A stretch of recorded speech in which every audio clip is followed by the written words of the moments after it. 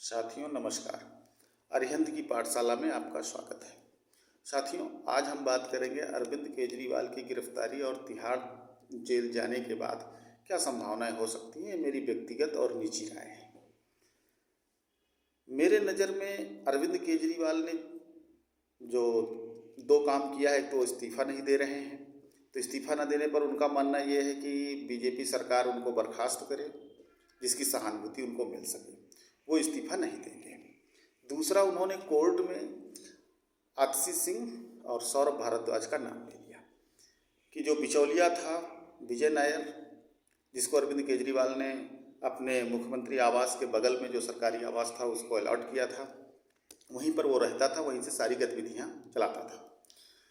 तो उन्होंने कहा कि विजय नायर आतिशी सिंह और सौरभ भारद्वाज के संपर्क में रहता था और वही उन लोगों के साथ में काम धाम देखते थे। ऐसा कहकर कहा जब उन्होंने, तो कोर्ट में ये बात कही है और ईडी के सामने कही है। और जब कही तो उस समय आतिशी सिंह और भारद्वाज भी खड़े थे। आतिशी सिंह सुनीता केजरीवाल की तरफ देखने लगी, अर्थात अरविंद केजरीवाल की पत्नी की तरफ। दोनों का चेहरा एक दूसरे की तरफ देखता हुआ सूख रहा था।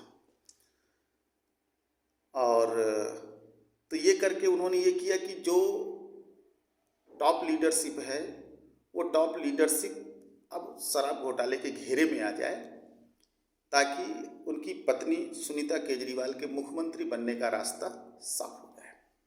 और आज ऐसा सुनने में आया है कि सुनीता केजरीवाल से मिलने के लिए आम आदमी पार्टी के विधायक आज उनके आवास पर पहुंचे। बाद में ये संदेश दिया गया कि सारे विधायकों ने इस बात की सहमति दी कि अरविंद केजरीवाल जेल से ही सरकार चलाए। मुझे ऐसा नहीं लगता है। मुझे ये लगता है कि सुनीता केजरीवाल ये जानना चाह रही हैं कि सबकी मनोदशा क्या है, जिसकी रिपोर्ट अरविंद केजरीवाल के पास जाएगी। क्योंकि अरविंद केजरीवाल ने 6 लोगों से मिलने का परमिशन मांगा है, जिसमें उनकी बेटी और उनकी पत्नी है। तो वो सूचना उनको देगी और उसकी रणनीति आगे केजरीवाल बताएंगे। अब टॉप लीडर में बचे थे राघव चड्ढा और दुर्गेश पाठक। दोनों को लपेट दिया आतिशी सिंह ने आज प्रेस कॉन्फ्रेंस करके। प्रेस कॉन्फ्रेंस में वही घिसी पिटी बातें, बीजेपी हमें ऑफर दे रही है, विश्वसनीय लोगों से हमको सूचना भिजवाई गई, भाजपा ज्वाइन कर लो, नहीं 1 महीने में जेल जाओगी। वो तो तुम्हें जाना ही है, क्योंकि अब जब कोर्ट में अरविंद केजरीवाल ने तुम्हारा नाम ले लिया है, तो तुम्हें सम्मन आएंगे, तुम्हें पूछताछ के लिए बुलाया जाएगा, सहयोग करोगी, ईडी संतुष्ट होगी, छोड़ेगी, ईडी असंतुष्ट होगी तो आपको जेल भेजेगी।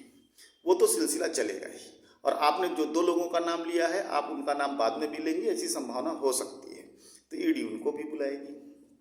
तो इसकी संभावना ज़्यादा बढ़ती जा रही है कि सुनीता केजरीवाल मुख्यमंत्री बन सकती हैं, क्योंकि संवैधानिक तौर से लोग कोर्ट जाएंगे, PIL दाखिल होगी और अरविंद केजरीवाल को रिज़ाइन करना ही पड़ेगा, या कोई भी जो भी संवैधानिक तौर तरीका होगा उस तौर तरीके से सरकार से अरविंद केजरीवाल को अलग किया जाएगा। दूसरी तरफ आज संजय सिंह को जमानत मिल गई सुप्रीम कोर्ट से। ताज्जुब की बात है कि ईडी ने जमानत का विरोध नहीं किया। उन्होंने कहा कि हमारी जांच पड़ताल पूरी हो गई है। ये मुझे लगता है एक तरीके से ये राजनीतिक तुषाराघात हो गया है उनकी टीम के ऊपर, अरविंद केजरीवाल के। ऐसा इसलिए हुआ क्योंकि अरविंद केजरीवाल जिस सपने में जी रहे थे कि वो सुनीता केजरीवाल को मुख्यमंत्री बना लेंगे, अब संजय सिंह एक सीनियर लीडर हैं। संजय सिंह सीनियर लीडर हैं और एक सर्वमान्य लीडर हैं। उनके रहते हुए अब सुनीता केजरीवाल का मुख्यमंत्री बनना, संजय सिंह इस बात का विरोध कर सकते हैं कि हमारे ऊपर एक राजनीतिक प्रश्न चिन्ह लग जाएगा कि हमने भी लालू यादव की तरह परिवारवाद को प्राथमिकता दी। क्योंकि जब लालू यादव जेल गए तो उन्होंने अपनी पत्नी राबड़ी देवी को मुख्यमंत्री बना दिया। तो संजय सिंह इसका विरोध कर सकते हैं। इसलिए अरविंद केजरीवाल की चाल में एक बैरियर आ गया, एक बाधा तो आ गई। आगे क्या करेंगे ये देखने वाली बात होगी।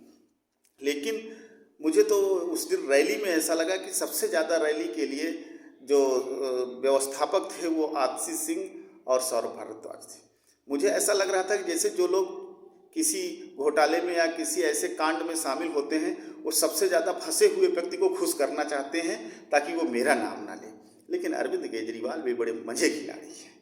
उन्होंने दोनों लोगों को नहीं छोड़ा, उन्होंने दोनों को नहीं छोड़ा और दोनों का नाम ले लिया। आज प्रेस कॉन्फ्रेंस जब आतिशी सिंह कर रहे थे तो उनके चेहरे पर वो मुस्कुराहट नहीं थी, वो उतावलापन नहीं था, वो उत्तेजना नहीं थी जो उनके हर प्रेस कॉन्फ्रेंस में रहती है विरोधी पार्टी को लेकर के। बस वो अपनी बात कह रही थी, चेहरे पर मुस्कुराहट नहीं थी। उनको आगाज हो गया है, उनका आभास हो गया है उनको कि अब मेरा भी नंबर आने वाला है। तो उनका भी नंबर आएगा, सौरभ भारद्वाज का भी नंबर आएगा, राघव चड्ढा का भी नंबर आएगा, दुर्गेश पाठक का भी नंबर आएगा। लेकिन संजय सिंह को छोड़ना, ये आप इसको बहुत बड़ी जीत में दिखा सकती है आम आदमी पार्टी, लेकिन ये समझना होगा कि अरविंद केजरीवाल की जो चाल थी उसमें संजय सिंह की जमानत एक बाधा के रूप में आ गई, एक बैरियर के रूप में आ गई है। तो आगे क्या होगा, उसकी रणनीति क्या होगी, ये आपको अगले अंक में बताएंगे। अरिहंत की पाठशाला को लाइक करें, सब्सक्राइब करें। नमस्कार।